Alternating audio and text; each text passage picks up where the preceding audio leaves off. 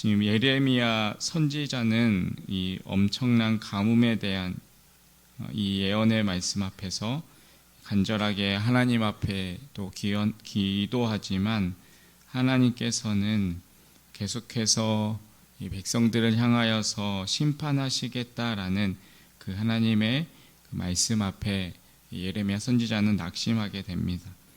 그러면서 이 예레미야 선지자는 이제 다른 측면으로 하나님께 기도합니다. 그 기도는 이렇습니다. 하나님, 지금 많은 이 거짓 선지자들이 잘못된 예언으로 이 백성들을 혼란케 했고 또 미혹했습니다. 또 많은 거짓 선지자들이 지금 하나님의 이 말씀이 아닌 다른 복음을 전하고 또 다른 이야기들로 사람들을 좋게 하고 그러한 말들로 홀리고 있고 또 백성들을 잘못된 길로 지금 인도하고 있습니다. 그러니 하나님 은혜를 베풀어 주시고 자비를 베풀어 주옵소서 그렇게 기도합니다. 이러한 예레미야의 기도에 하나님은 16절을 통해서 이렇게 대답하십니다. 그들의 예언을 받은 백성은 기근과 칼로 말미암아 예루살렘 거리에 던짐을 당할 것인즉 그들을 장사할 자가 없을 것이요 그들의 아내와 아들과 딸이 그렇게 되리니 이는 내가 그들의 악을 그 위에 부음이니라 라고 말씀하십니다. 하나님께서는 하나님의 이름으로 거짓 예언하는 그 거짓 선지자들도 하나님께서는 심판하시지만 또한 그 말을 들은 백성들도 내가 심판하시겠다라고 분명하게 말씀하고 계십니다. 이 말씀은 결국 거짓 예언을 듣고 거짓 선지자를 따랐던 이 백성들이 결코 죄가 없지 않다라는 것을 말씀해주고 있습니다.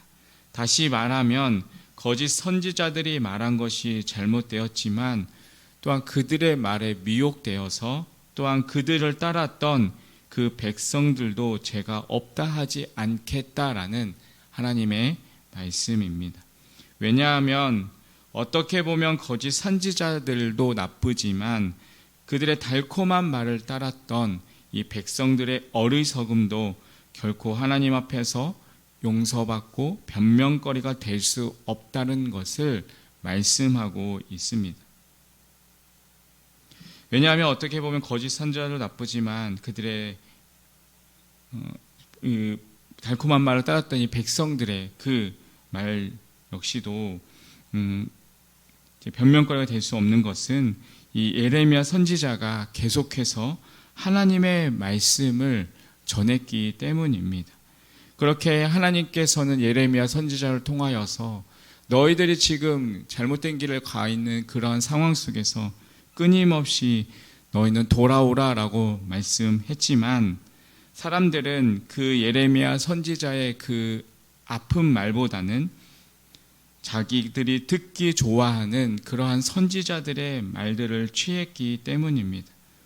어떻게 보면 우리들도 하나님의 말씀 가운데 우리가 또 따르고 또한 밑줄 치는 말씀들은 어쩌면 우리를 축복해주고 우리에게 평강을 약속하는 그러한 말씀들을 좋아하고 내가 당연히 끊어야 하는 그러한 죄에 대해서 경고의 말씀들은 우리가 좋아하지 않고 또한 내가 감당해야 하는 어떠한 의무에 대해서는 우리가 기피하는 것과 비슷한 것입니다.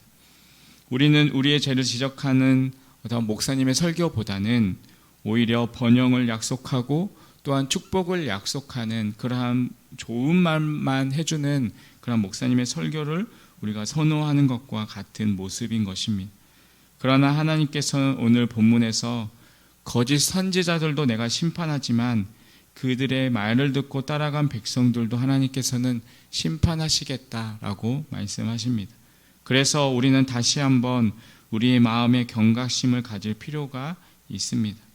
진짜 하나님의 말씀을 구별하는 것도 필요하고 혹시 내가 내 귀에 듣기 좋은 것만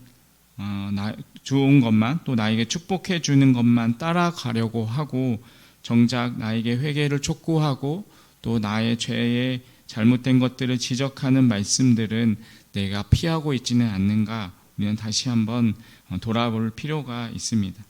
예레미야 선지자의 그 간절한 마음, 또한 그 하나님 앞에 주시는 하나님의 말씀이 다시 한번 나는 어떠한 하나님의 말씀을 듣고자 하고 있는지 우리를 다시 한번 생각해 보아야 합니다.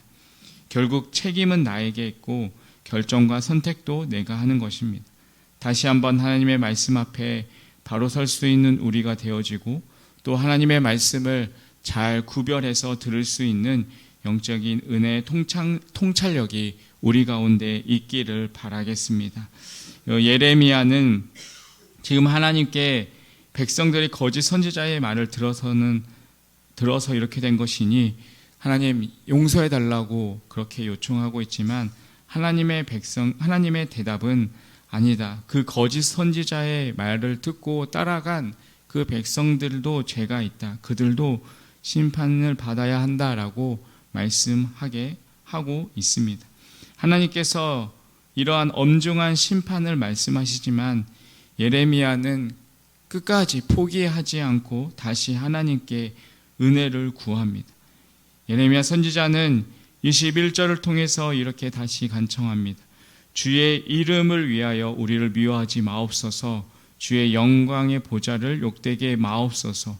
주께서 우리와 세우신 언약을 기억하시고 패하지 마옵소서라고 기도합니다. 예레미야 선지자는 하나님 우리를 버리십니까?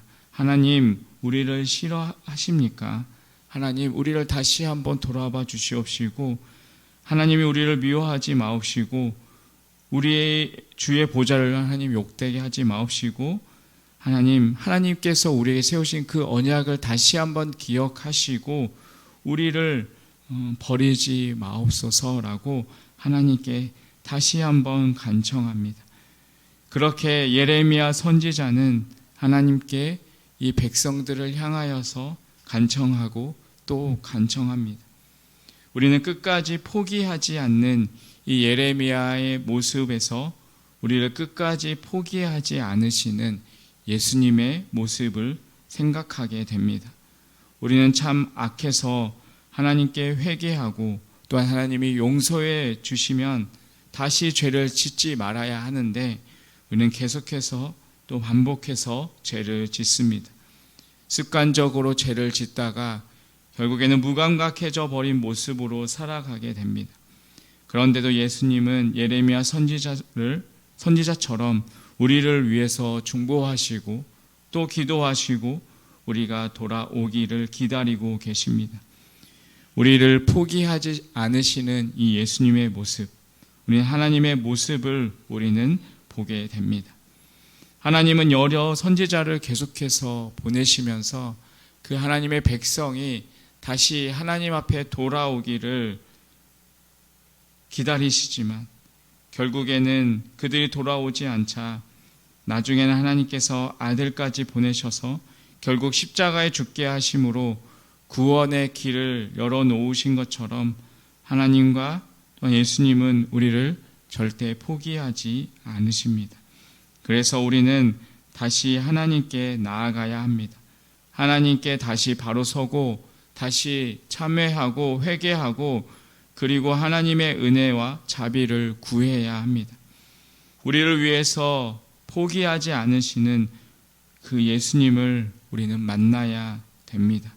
우리의 마음 가운데 힘들고 어려운 상황 속에서도 우리는 결코 포기해서는 안 됩니다. 또 상황의 어려움 속에서 낙심되고 길이 보이지 않아도 절망해서는 안 됩니다. 믿음을 가진 성도는 절망이 아니라 소망을 갖고 희망을 가지고 길을 찾는 사람입니다.